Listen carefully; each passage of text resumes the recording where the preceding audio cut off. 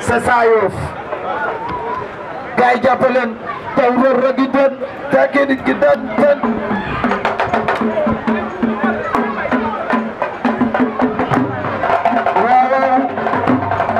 waaw ñu ne jàmbaari Abdou Naar yaa ngokk ñi ngeen di gis dina rek leen ñor ak Yoff maa ngi gis sama papa Alaaji Saliou Sow te yaa recevoir de te yaa recevoir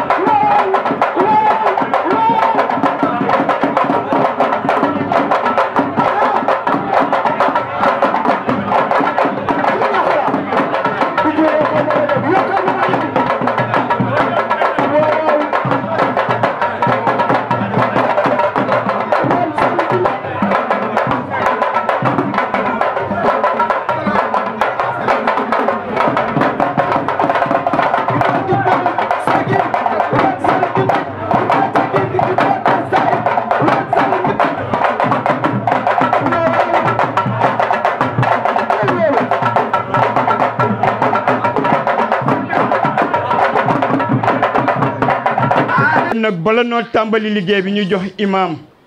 imam bu fekkente ne yaa ngi fi imam bu ñing nga defal ñu ñaan bu ko defee ñu tàmbali liggéey bi imam bismillah ñu jàng qul huwallahu ahad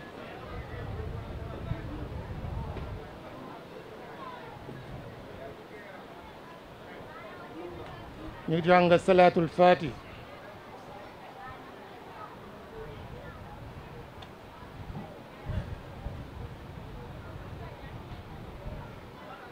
ربنا آتنا في الدنيا حسنة وفي الآخرة حسنة وقنا عذاب النار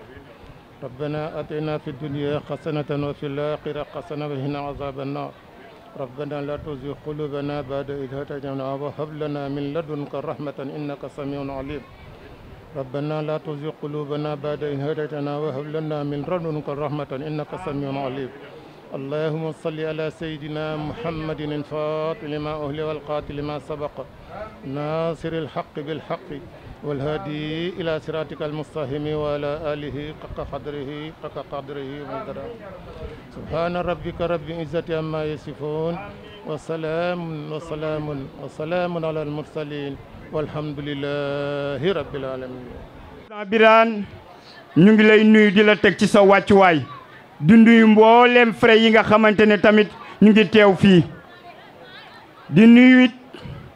ki nga xam ne moo di président des frères de Ndenat muy Moussa Baytir Ndoye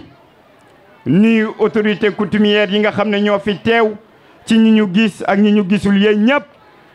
waa comité de gestion bu Ndenat nee na ñu ngi leen di jërëjëfal bu Ndenat monsieur le président yow yaa amee kàddu gi dalal say gan dugg un peu ci présentation projet bi monsieur Youssoufa Ndiaye bismillah.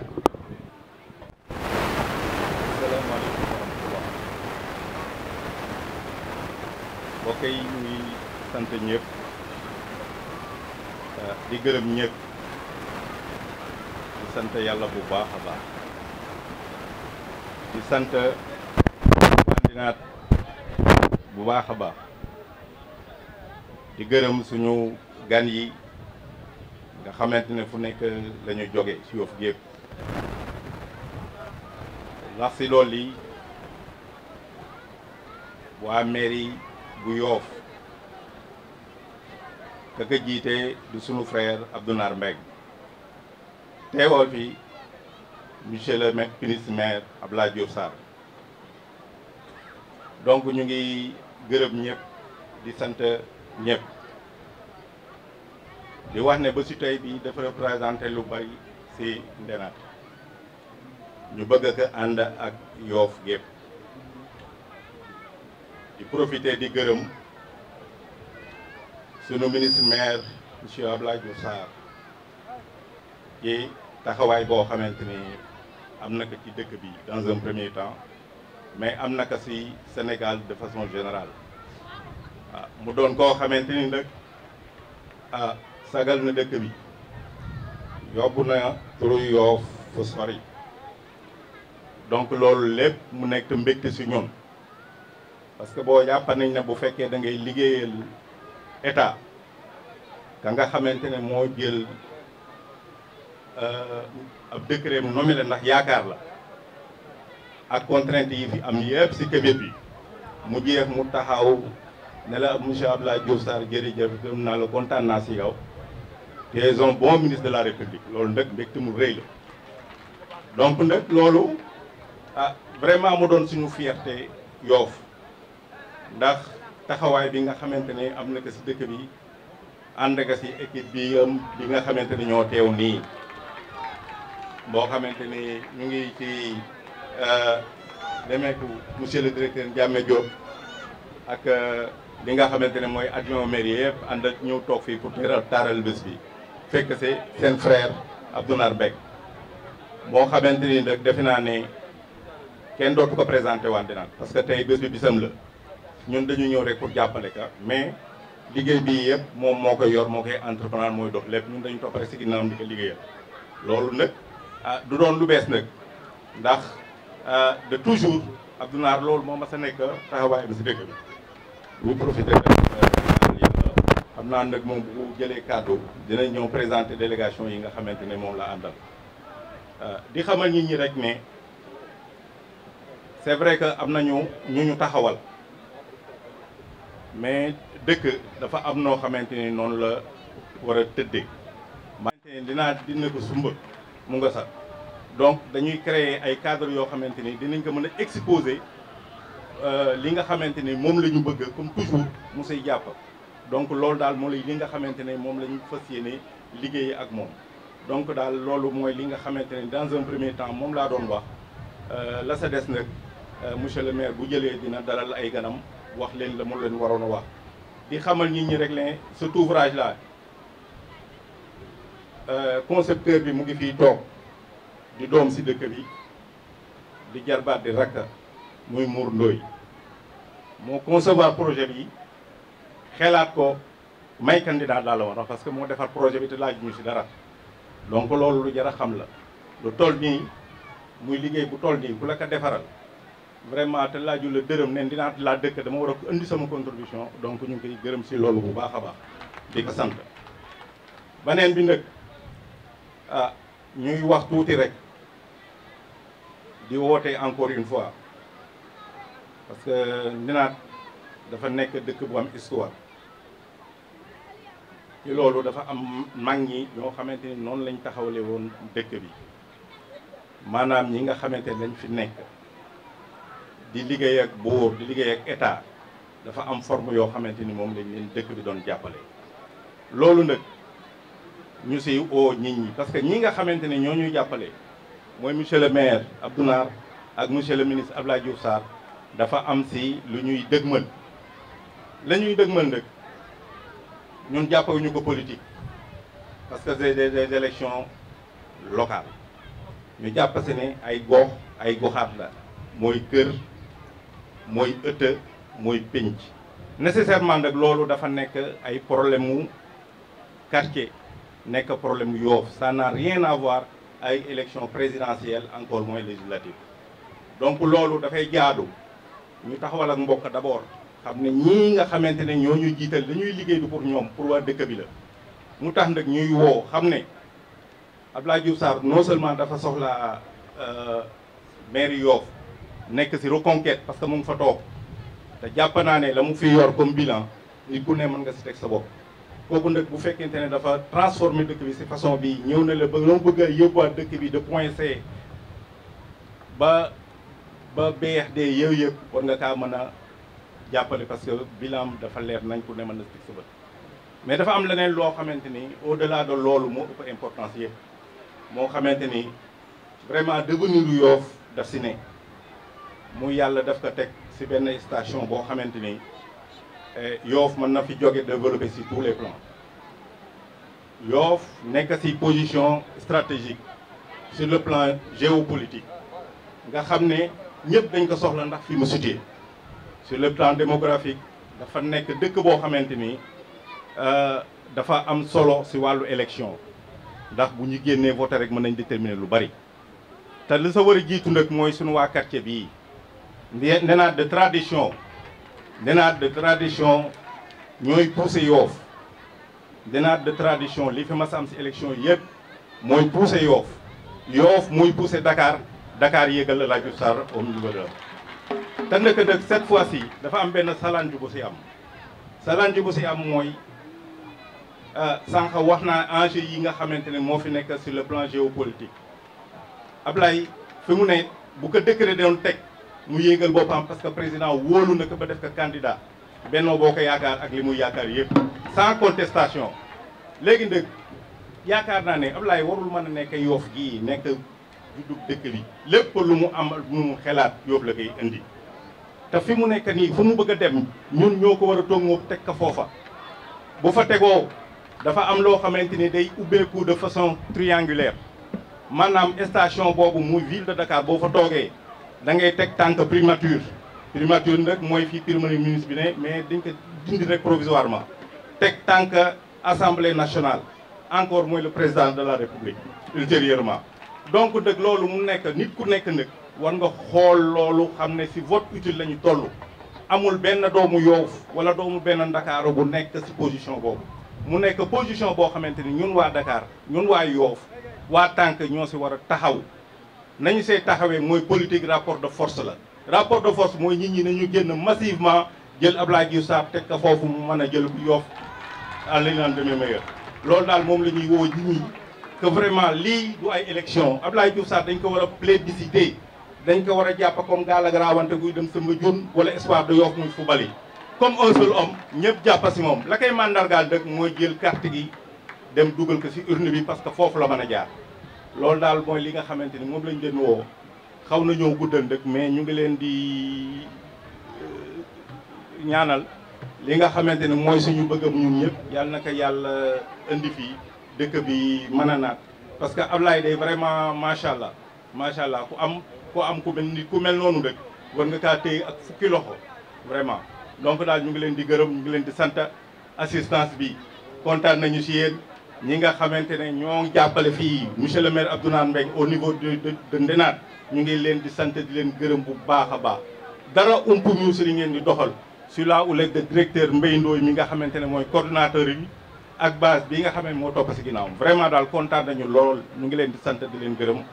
wasalaam. kon maire Nogaye Mbuub ñu ngi lay dalal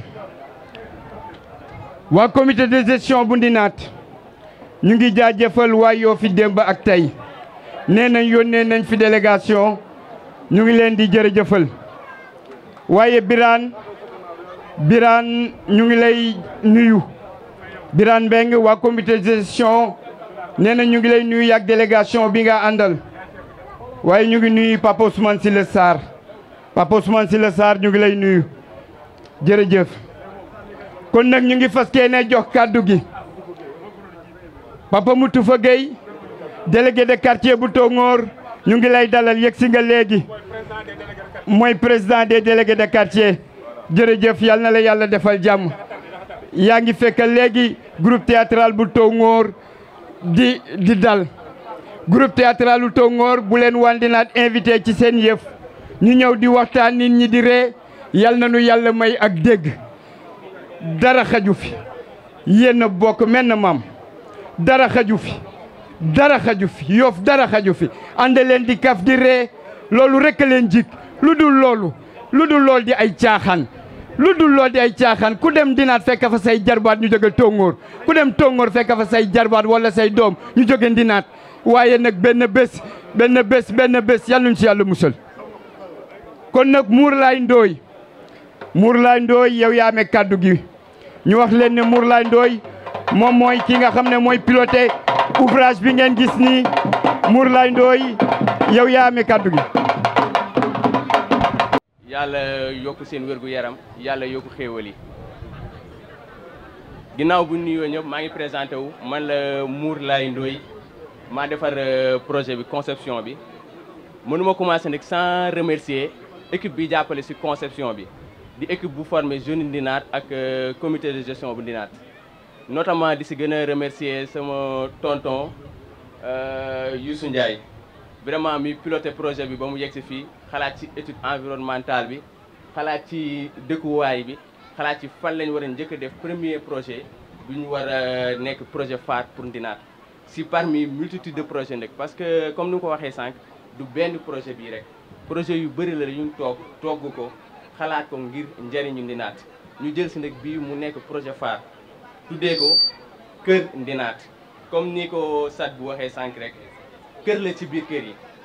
parce que kër gi du këru comité de gestion du këru frais mais këru waa Ndinaat la waa Ndinaat yëpp ci bokk yem ñuy sàmmee suñu kër lañu war a toog sàmmee ko kër gi ñu war a defar nii kon nag ci choix projet bi ñu xalaat ci projet bi nekk si wetu géej ñëpp xam nañ ne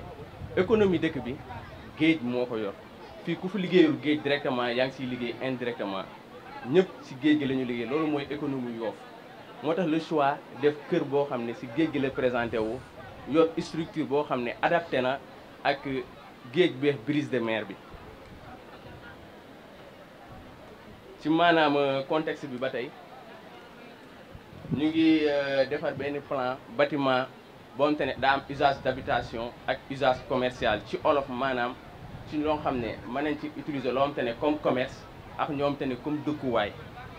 ci buñ jëlee si structure bâtiment bi si suuf gi ñu ngi am surface su 225 mètres carrés defar ci loo xam ne am na ay magasin yoo xam ne mool yi buñ jógee géej ëllëg au lieu ñuy jël seen i bagage di dem ci biir dëkk bi ñu defal leen ay entrepôt ñu mën a denc seen i bagage créer si ay entrepôt si suuf créer si aussi ay toilettes publiques maanaam ñiy dem ci géej di liggéey si wetu géej gi buñ soxla ay toilettes ñu mën a am fu ñu demee toilette ci bâtiment bi ci ba tey si suuf gi tamit ñu ngi si bàyyi benn mbaar mooy mbaar bi ngeen di gis en aval fële ñu ngi ko bàyyi ci bâtiment bi si suuf aussi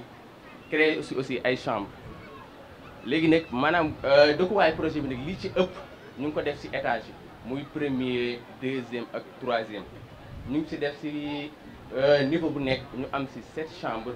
yu am balcon ak salle de bain li tax ñu xalaat loolu nag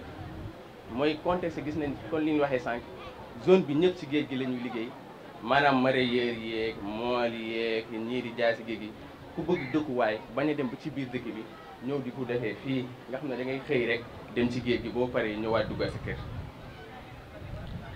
pour aussi xalaat ci suñu mag yu jigéen yeeg suñu yaay yeeg yooyu yëpp ñu prévoir ale benn salle spectacle maanaam salle de cérémonie ñii bëgg a mën a xew wala yooyu parce que gis nañ ne loolu manquement bu majeur la te xalaatoon nañ fu ne fan lañ ko mën a def Ndinaat mais espace bi moo doon poser problème finalement ñu opté ko pour def ko fii ñu am espace bu mag man ci am benn salle de réception ku bëgg def mariage ku bëgg def réunion séminaire man am benn salle bu mag bu mucc ayib ñu ngi gis comme si film yi ñu bañ a ñeewati kenn macha allah ñu amaale ko si structure bii nii. daanaka nag projet bi moom du projet bu ndaw tamit ñu ngi ko ñu mën xamee bâtiment doon loo xam ne dafa xaw a métti réalisé moo tax indi ñu ngi siy ñaanal tamit doole ñëpp waa Ndinaat mag ñe xale ñeeg ñëpp ñu siy ñaan seen doole ndax coût projet bi du coût bu ndaw daanaka mu ngi si 75 millions pour réaliser projet bi donc nag ñu ngi siy xaaraale ñëpp ndax du lu ndaw te am na yeneen projet yu si am di gën a ñaax aussi sama mbokk ñoom bayti rek xale yi si dëkk bi yëpp ñu gën a dëggu si genre projet yi parce que lii bu ñu ko defee du pour mag ñi wala yooyu pour ñun jeunes yi la ndax ñun ñoo fiy des mettitu àddina ñun ñoo koy dund donc lii bu amee si social ñun lay gën a dimbali ñun lay gën a jàppale donc jeunes yi Ndinaat yëpp ñu leen di gën a ñaax di leen gën a woo ñuy mën a ñëw si genre projet yi ñu koy mën a élaborer di si mën a dimbali nit ñi di nuyu ñëpp di gën a jaajëfal ñëpp di nuyu suñu autorités yi fi ne tamit suñu politiciens yi ñoom sama tonton Abdou Naar sama xarit bi daal ñoom ñëpp ñu leen di nuyu di leen ñaanal yàlla di ñu bébé seen àddina yàlla may leen ko fi ngeen njort jëm yàlla na yàlla yóbbu leen ko ngeen def ko si bismillahi rahmaani rahim yéegi si alhamdulilahi rabil alamin jërëjëf monsieur le maire ak say invité ñëw ngeen si Ndinaat te defe naa Ndinaat su fekkoonte ne dañuy wax ni carte la ñun ñooy as bi bu doon dam yee ñun defe naa ab dam la ñu yor ba doon ay jigéen defe naa ñun ñoo la aaw bi te aaw boobu ba jiitoo rek ka ca topp yaa ci topp di wax ne Ndenaan mooy royukaay te ndëg lu baax de dañ koy roy bu ngeen gestoo ña nga xam ne ñoo ne suñuy gannaaw di sunu maam suñuy bàyyi kilifa yu nga xam ne lu def nañ ko si Ndenaat defe naa Baye Mbaye Diès laa gis fii Baye Mot Samba ak Baye Momadou ak Njaga loo xalaatul def na ko si Ndenaat defe naa ku leen yeewoon ne leen seen projet seen doom seeni sët ñu ngi koy àggali dañ ko rafetlu di wax ne lii problème bu Ndenaat la Ndenaat bu ñu wootee du affaire parti politique du affaire association affaire Ndenaat yëpp la ku ne ak waa Ndenaat bu ne danga si war a gis sa bopp looloo tax comme na ma ko waxee ci kanam dëgg la wax nañ ne Ndenaat mooy rootukaay bi mbay ndëkk nañu meloon ndax xale yi mel nañ noonu toujours da ngeen di continuer fa suñuy waajur suñuy paa yi ne woon ngeen ne ci ndaxte projet bii du suñu projet seen projet la yéen xale yi te nag nit bu lay jàppale dala ci fekk ku si mel ni Youssou Ndiaye président gestion defe naa loo xalaatul man na ko lu mu am yéene na ko Ndenaat Abdou Naar nag bu melee na neen mu jaaxal ñu defe naa dafa jaar si yoon yoo xam ne ay waajuram ci la ñu newoon di rafetlu trop teewaayu Ndiame Diop directeur gis nga xëy na si moom laay kiiwee invité bi yëpp bu jaaree ci moom dafa am gis nga collaboration bu franche dafa am solo keroog ba ñu demee maire yi dafa am ñu fa wax ñu ne yéen seen biir dafa am ay pot de banane yu dox seen diggante ndaxte booba am ñu ñuy xalaat ne Ablaye Diouf Sarr bés bu fi jógee ku ko neex mu dénk waaye nag dénk ko wóolu Ndiame Diop jog ne Ablaye Diouf Sarr xalaatul jóge fi di jox mairie bi kaneen kudul Abdou Naar ndaxte amul ak jot te fu mu war a dem moo ko fa demal xam nga loolu am na ñu doon ngun-ngundi wala xalaat ne ku mel ni Ndiame Diop si ñooñu la bokk bon dëgg maa ngi lay féliciter si loolu nit da day franc tey gis nga Ndenaat ma ne dama ne mbay dem maa ngi fi tey damay wax ak ñii ma ne yow benn bloc la benn bopp bu ko kenn def ñaar man damay sot entre nous gis nga du ma politicien ab gendarme ma liggéey ba retraité waaye nag waa Ndenaat fa ñoo xeexee waa Yoff damaa ñëw rek dugg commencé dóor damaa commencé xeex gaa nag rawante ji dem nañ Samba Dioune waa Ngor xaw ma nar a toj seen gaal man maa njëkk a wàcc fa lañ ma fekk ak leneen loo xam ne neexoo kii ak waa Ndenaat ak waa Yoff fa mbokkaam la kii dala dem sot te ndëg gis nga maire Ndakaaru ñàkk a fay dama noo passé ñeneen jël ko ñu dem di rang Ablaye Diouf Sarr su fekkente ne da ko jël politique ma ndëg su fekkente ne da ko jël ab waa Yoff dem fa bëgg dara mu bañ na ñëw boole kaa tàntam wala yaayam xam nga ba doon kaneen ka dëkkoon faneen duñ xam kenn càkkalaami ma ne ubbi leen seen bët te nen Yoff ba gañee dinaa ko jëkk a gañe bàyyi mbay gis fi la daan toog buñu baalee ba jóg ñu yeew yëf yi ne ko carte yaa ngi nii Mooma Diop noo ko lañ ko daan def dañ naan ko carte yaa ngi nii mu gañe bu gañee dagg faneen gañe faneen def leen bloc toppa ci Abdou Naar Abdou Naar bu doon xëccoo Ablaye Diouf Sarr boobu maa wote sama yoon nekku si Ablaye Diouf Sarr dama bëgg xam loolu ma ne ba doon xëccoo Ablaye Diouf Sarr moom la maa woteel am leen si fulla fayda yaa ngi dégg te nag yéen seen biir encore une fois bu leen nangu kenn dox seen diggante parce que benn ngeen APR benn la bu ngeen diggoon ndëkk te nag am na ña la dugg Ouest Foire Nord Foire di leen jaxase yéen defee na dem si ñoom parce que am na ñoo bare xam na dafa am na ñoo xoolee lébu dañ naan ëpp bu dafa rafet dafa fiif dee leen dem si ñoom dee leen dem si ñoom di collaborer te nag dee leen waxtaan ak ña nga xam ne dañ fay am parti nit su fekkee da ngaa bëgg mu jàppale la am na message boo xam ne noonu nga war a wax ak moom ku ne parce que nag koo wax mu ne ah man day Abdoulaye Diouf Sarr jël mairie Dakar vraiment yéen na ma këka waaye nag bu jàppee fenn yéen a dem wax ñoom parce que ñoom des fois politiciens yi dañu naan Abdoulaye Diouf Sarr maire Ndakaaru du maire Yoff loolu jaxase la ma ne su fekkee dafa bëgg doon maire Ndakaaru te gañewul fii waaye ba demee dañ naan koy yow ba jëkk bi arrangement la woon rek demal gañe fële ba pare looloo tax yéen ñëpp jàppaleen ci loolu sunu projet bii nag yéen waa Ndinaat na ngeen ko def seen projet ba kenn xeeb ab dërëm ba kenn xeeb saaku suuf ba kenn xam ba kenn xeeb parce que nag comme na ma leen ko waxee gis nga bi ñu ubbee panel fii ci Yoff Ndinaat a njëkk a ubbi après gars yi dañu toppatoo ay waa Tóomóoro ay waa fële waaye ma ne ñoo ko yor Ndinaat ñoo ko yor Ndinaat ñoo ko yor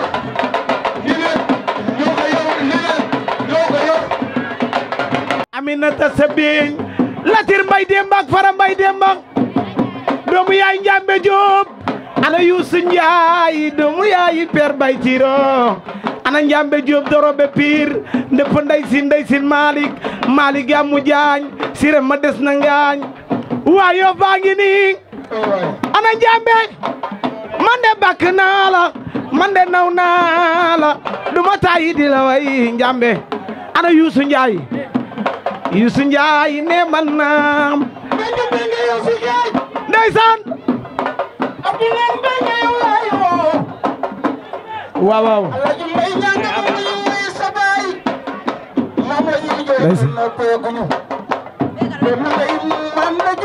jëla ñaar sa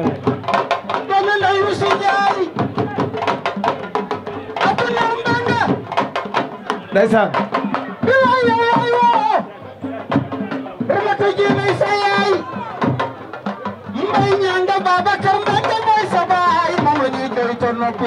ndeysaan Lamin Pegar ndeysaan yow sooy way Abdoulaye dama fi teew dëgg la Abdoulaye Mbengue teral nga ndey teral nga baay teral nga baadoola yow teral nga saginaas ndax bi nga duggee si Yoff ba léegi Mbengue de foofu waxoo fii li ñaaw luñ lay xool doomu ndey Njambe Jóob waaye Yoff baa ngi nii nariira yaay nariire cerego galange sabayama nariira yaay nariira aywa galange ay sabayama ana Papa Salumo yow laay wayal ana Salum Sow yow laay wayal doomu ndeyu Abdou Naar yow laay wayal ana Salumo yow laay wayal ana Salumo yow laay wayal doomu ndeyu Abdou Naar yow laay wayal ana Salumo yow laay wayal waa léegi ma ñëw xam nga la moo tax li mënul ñàkk kon si ñi ngeen laa bokk rawatina nag ma dëkk Ouest Foire taxaw fii tey di jàppale monsieur le maire Abdou Naar mi nga xam ne suma mag la suma xarit la keroog ba ma xewlee sama xew bu rëy ba ca Pikine aw yëkk la ma wàcceel foofu def délégation ñëw ba foofu man Serigne Touba dimbali na namuma dara Serigne Touba ngi may dimbali waaye kii lu mu woote le ministre Abdoulaye Diouf Sarr woote ko damay ñëw di nuyu nag suma xarit Ñambe ni Silla mi nga xam ne suma mag la yàgg na ba ma koy xam ay at mu nekk nit ku baax du nuyu ki nga xam ne mooy sama kilifa toog mi ñi ngeen nga xam ne moom mooy sama kilifa ñi ngeen yéen waa Yoff lu ma leen di wax lu ndaw rek la li ngeen am nii tey bu ko keneen amoon day jaay bakkanam barki Serigne Touba yor Ndakaaru yor ndakaaru moo gën lu ne ci àdduna looy wut financement looy wut ku la dimbali lépp ndakaaru la ëpp doole ndax budget ndakaaru xajul fenn kon nag ngeen war a góorgóorlu bokk ndey bokk bàyyi amul xuloo amul xeex amul dara dama bëgg ñëpp ñu booloo bokk ndey bokk bàyyi Abdoulaye Diouf Sarr gañe Yoff gañe ndakaaru tegal ñu fa sunu waa ji muy Abdou Nar ndax moom nanu gëm kon nag géwél li ma mën ñëwal ma dem ci te yëngal saytaane bay ko raas laa ko tuddee mani ma lambay masa lambay borom lu mbee nga sambul maa déggee ngonal lu rey maa jara way maa jara tegal maa jara sox mu teg li ma yàpp ci bëy reere ko ci njañ fanaan ko ci lal bu nooy bu ma daanoo mu tës ki ñaan di ko dindi Abdou Nar def na ko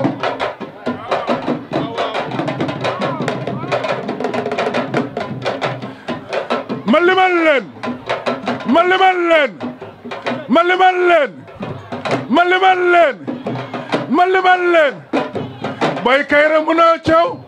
kooku ñaari yoon laa ko daan Zallo munoo coow ñaari yoon laa ko daan Yékini munoo coow lupam yore yu ma coow dama ne ko carax jaar ci bokkutaan mu wër ko ànd ak moom ñu dem Bombardier munoo coow mani Bombardier munoo coow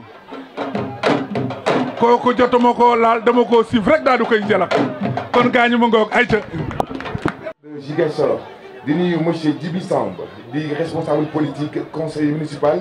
di nuyu aussi monsieur As Ndoye responsable politique moom aussi waaye di nuyu papa El Hadji Aziz Ndoye di conseiller spécial du maire nekk ci Yoff yi di fi liggéey bu am solo Pa Aziz ñu ngi lay nuyu bu baax a baax a baax di nuyu aussi monsieur Mamadou Sila responsable politique le bienfaiteur ki nga xamante ne nii gàcce bu mu fekk faj na ko macha allah fu mu dem rek faj bu mu gàcce yi Sila ñu ngi lay nuyu bu baax a baax a baax di la ziar di nuyu aussi suñu papa Ousmane Sylla Sarr yaakaar naa tey Wandinaar bu ñu xewlee waa Daagu daan daal di déplacé wu ñëw fekke si leen day wane ne Yoff benn la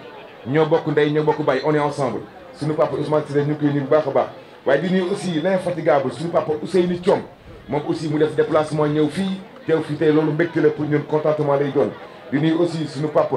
Moutifa Gueye responsable des délégués de quartier de Yoff moom aussi mu toog fii waaye duñu fàtte koo xamante ne yaakaar na à chaque fois dañu koy fàtte muy doomu ndenaat nekk ci mairie bi di fa liggéey bu am solo muy suñu papa Karax moo bëgg ngeen tàccul moo ko bu baax a baax a baax voilà moom c'est un homme de l'ombre dafay liggéey ci suuf waxam bariwul bu wax ja newee moom la waaye bu jëf ja bëree moom la donc ñu ngi koy remercier bu baax a baax a baax papa Karax di nuyu aussi les femmes conseillères bu ñu waxee maman Nogay Mboup wax maman Yacine Diagne wax keneen yaakaar naa ñoom ñëpp la ñuy yóbbaale di leen ziar bu baax a baax waaye di nuyu aussi les mouvements de soutien yi nga xamante ne muy góor muy jigéen surtout la jeunesse mouvement engagé pour le développement de Yoff ñu ngi fi mouvement engagé communautaire ñu ngi fi mouvement engagé tout simplement ñu ngi fi Amazon ñu ngi fi donc di nuyu ñëpp di nuyu la jeunesse di ko teg seen loxo coordonnateur muy le chef de cabinet du maire monsieur Babacar Mbeng donc ñu ngi nuyu ñëpp bàyyi ñu kenn di am mbégte bu baax a baax a baax a baax li ñuy def rek et puis mooy dañuy jël kàddu gi daal di koy jox ki nga xamante ne nii tey yaakaar naa bu ñu taxawee waaw la man waaw kilifa yaakaar naa dañ koy jox cëram te ñu ni des fois ñu fattu voilà des fois ñu fàtte maa ngi jégal loolu bu baax a baax la man ñu ngi koy nuyu di ko jox wàccuwaayam di ko ziar bu baax a baax waaye di nuyu également la sécurité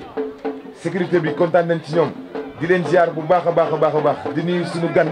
suñu champion muy Baboy voilà moom it suñu nit la duñ ko fàtte benn yoon di ziar ñëpp kontaan nañ ci yéen et puis li ñuy def mooy jëlaay waaw may wax ne waa comité de gestion bi Ousseynou Diop nee na may na leen 20 mètres carrés carreau pour devanture seen kër gi. macha allah loolu am na solo.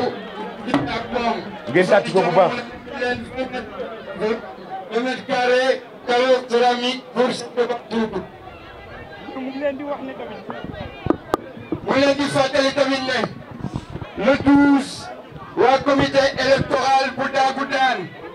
dañuy lancer seen meeting nee na ñu ngi ci invité ñëpp Ousseynou Diop mooy seen responsable nee na mu ngi leen di invité le 12 fële ci fi nga xam ne moo di garage jëm fi nga xam ne moo di mbaram Diamaguène frigo te fa la ñuy defaale tamit pavage frigo jëm fi nga xam ne moo di mbaram Diamaguène Ousseynou Diop jërëjëf yàlla yàlla fay la kon nag di jëlaat yi ñu fas yéene farañ fàccal wax ji fas yéene jox ki nga xam ne mooy doomi Ndinaat moom mooy. ñu ngi nuyu ku nekk turam ak santam di jël nuyoo bi di ko teg suñu loxo kilifa yi xam ne ñoo toog fii ci ginnaaw xam naa lim dina metti mais ku ma tuddul turam tamit na xam ne turam mu ngi sama xol bon nag dañuy jël nuyoo bi di ko teg ci le président Birane Mbengue président des Frères Yoff Birane ñu ngi lay nuyu bu baax di la jox sa wàccuwaay bu ñu la nuyoo nuyu nañ Frères Yoff yëpp mais nag tàgg ko gis am na yàlla ak diw donc dañuy beral tamit nuyoo Birane président Yoff la mais ñun waa Ndinaan dañu am suñu président mooy Baytir Ndoye Baytir ñu ngi lay nuyu bu baax a baax a baax. ñu ngi nuyu bu baax donc le président Youssou Ndiaye dinaa si ñëw si kanam ñu ngi nuyu Lamane ñun waa Ndinaan ñun rekk sama Lamane Ndiame ñu ngi nuyu suñu Lamane ñu ngi lay nuyu bu baax a baax. ñu ngi nuyu le président des délégués de quartier El Hadji Moutoufa Baye Moutou ñu ngi lay nuyu bu baax. ñu ngi nuyu mën nañu wax le président des Njàmbur parce que tey jii bu fi Ousmane Sylla Sarr teewal na fi Njàmbur bi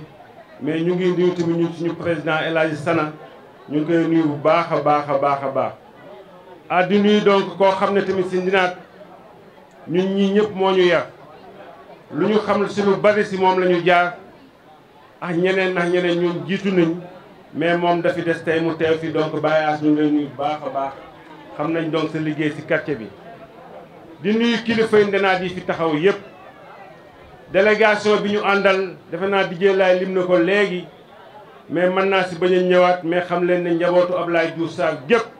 wax fa dëgg yàlla te teew nañu fekk sa ndëkk ki nga xam ne mooy suñu coordonnateur ñu waa Ndinaat muy Mbaye Ndoye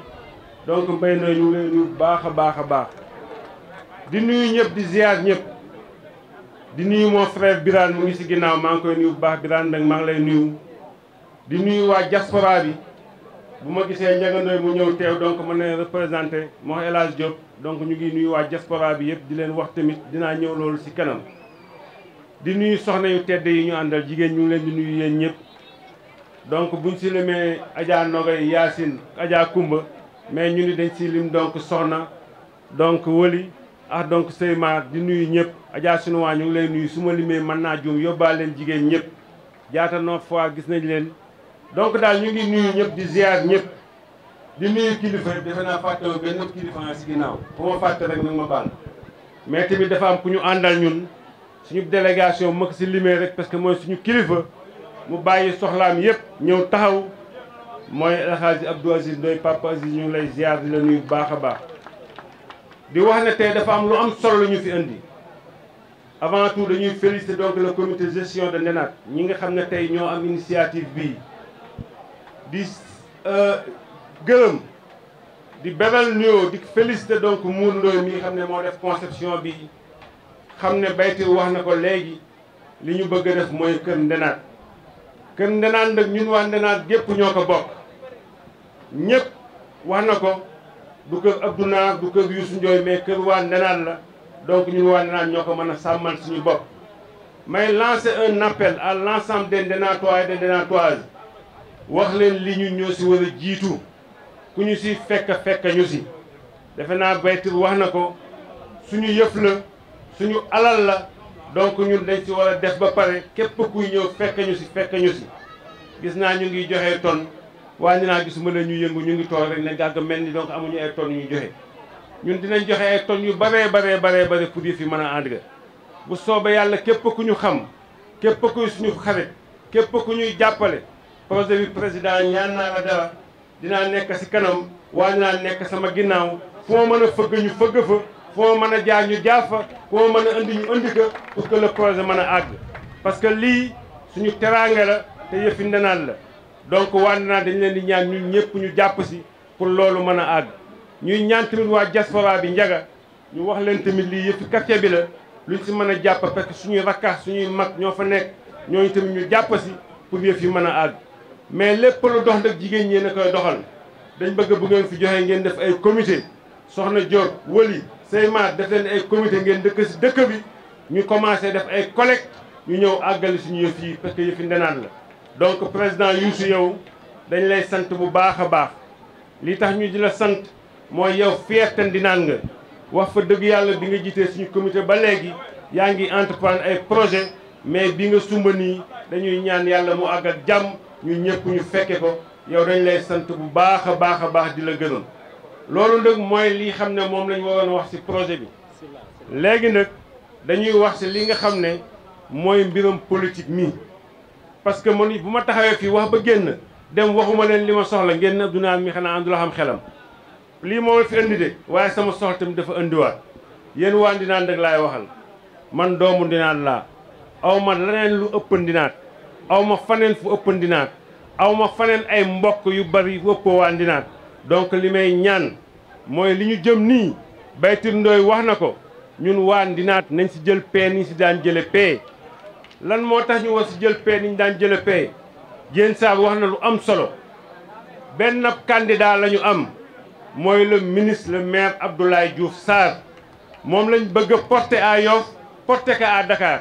Abdoulaye Diouf Sarr nag lii tax tey waa Yoff waroon teg seen i ay caution teg seen ay parti teg leneen mooy xam nga lan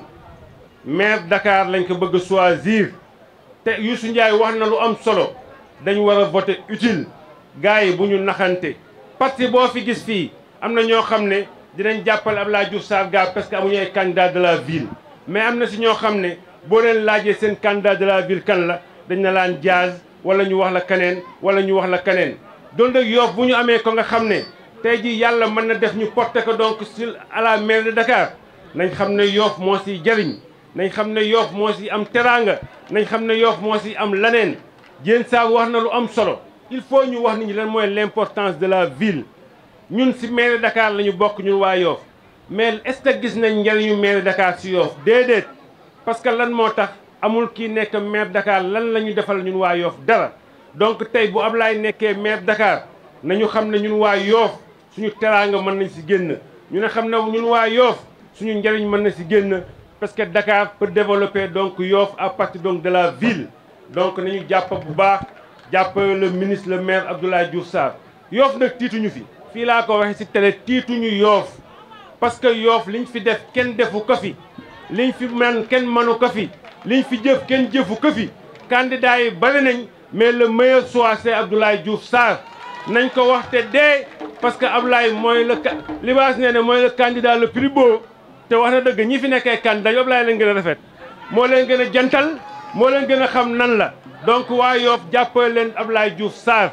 li tax ñu war kaa jàppale wax naa ko du ñëwagul si bilan yeex yooyu parce que yooyu taxu ñoo jóg mais man tey am naa droit seet sa samay mbokk dinaa seet sa ASC bi dinaa seet sa comité gestion bi dinaa seet sa frais yi dinaa seet sa njàmbur yi dinaa seet sa góor ak jigéen pour ñu voté nun waa dinaa 100% derrière Abdoulaye Diouf Sarr donc li may ñaan daal di ñaan mooy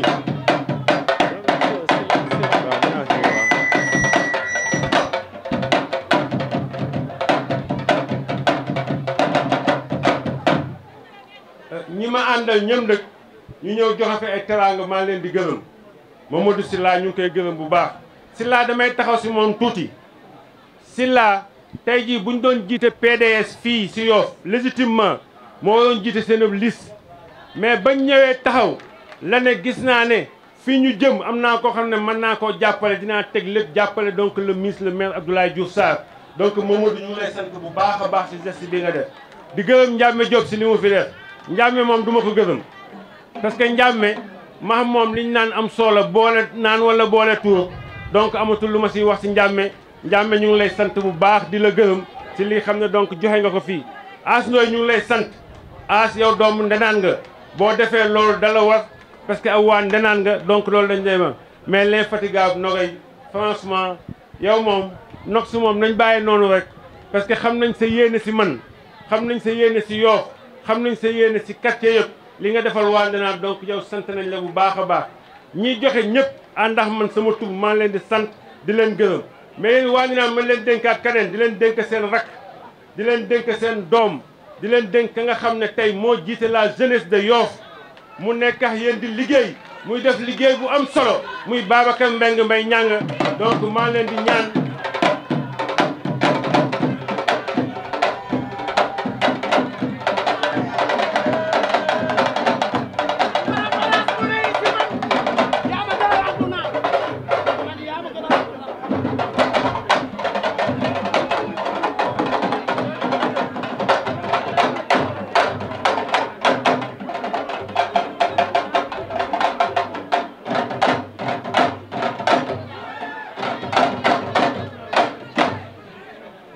wax ne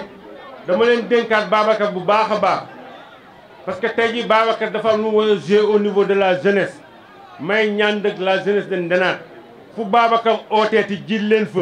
fu Babacar taxawati ñëw leen si wetam maar yéen ñëpp xale yi ñëw leen jàppale Babacar pour li muy liggéey yàlla man ko si jàllale. donc di sant ñëpp daal di gërëm ñëpp di wax leen dëgg man waa li ma waxoon laay terminé man aw ma feneen fu dul Ndenaat aw ma keneen ku dul Ndenaat Yoff d'une manière générale laay liggéeyal mais waa Ndenaat en particulier parce que nag aw waa Ndenaat laa li ma xam lépp Ndenaat laa ko xamee cër yi ma am yëpp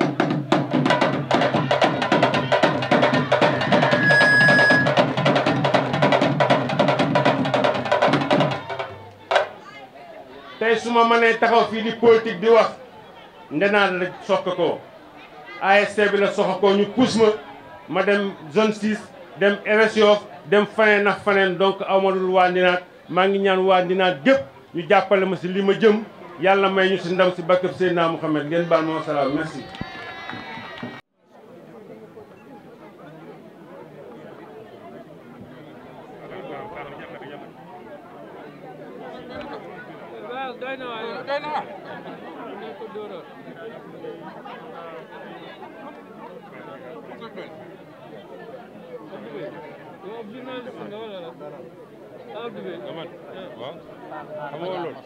ban journal ngay représenté. lu leer yëgoo lu leer. kan mooy directeur bi. maa ngi directeur mooy sama directeur bopp.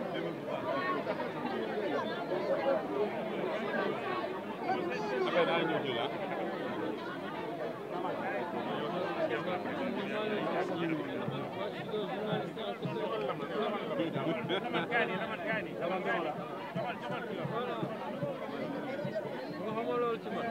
non non.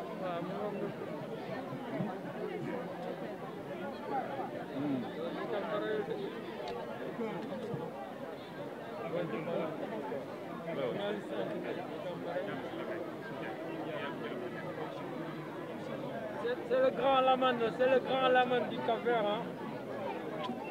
Il faut le dire, hein, oui. Las. Ayar Sanchez.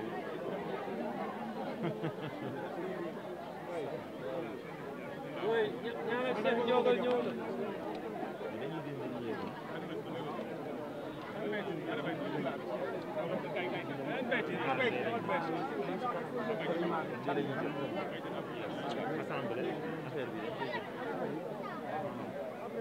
Deuxième bi day dem en hauteur jëlale mbaar. OK. C'est pas que dañuy jël 200 mètres carrés yi nekk. Yàlla na doon ay immeuble mu gaaw wax leen amiin. Amiin. Ba estar. Ah. Mo tegal. Teg naa pare. Maa ngi ko teg. Borom dëkk baa ngi.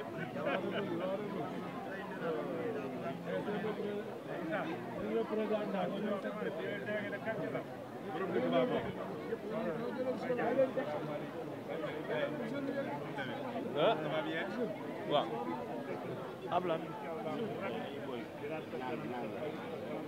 ab jeune bay ñanga ñaan la ay ñang ab boy la lu pare ko kal bara boy rek la fofu ana ki loy Ibrahima Thiaw Ibrahima Thiaw deful ni rek ñew Zal dama ñu joxal boy bobu joxal boy bi eh président kay Ibrahima Thiaw kay Zal ñaan si dégg nga demal fële nga def ñaan demal fële defal ñaan foofu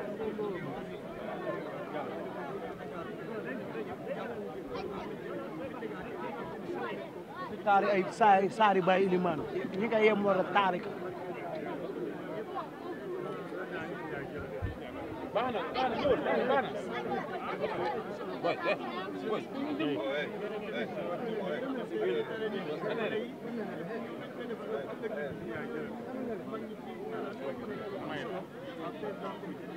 mama da nga bëgg a ñaan boy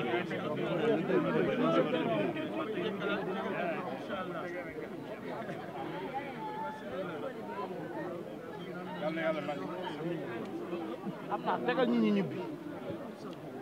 nga na trop ñu dafa am ñuy dox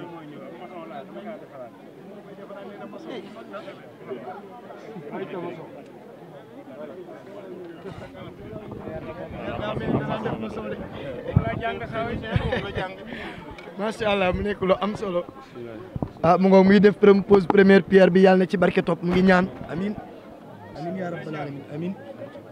amin ya rabbal alamin amin yàlla nañu fekk inauguration bi ñun ñëpp ci barke Sëñ yàlla ñu fekk inauguration bi ñun ñëpp ci barke yonent bi amin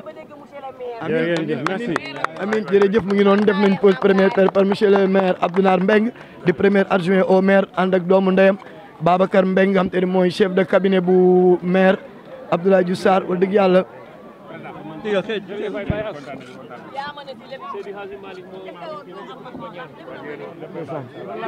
loolu laa jàng école macha allah jërëjëf mi ngi noonu tey maire nga teg pose première pierre li nga xamante ne mooy Kër Ndenaat mu nekk R+3 tey jii lan nga yëg en tant que maire sa quartier tey jii ñu def lii waa kontaan rek di sant waa Yoff gépp bu baax di sant ñi xam ne ñoo ko fekkee ñëpp di sant waa Ndenaat bu baax a baax di sant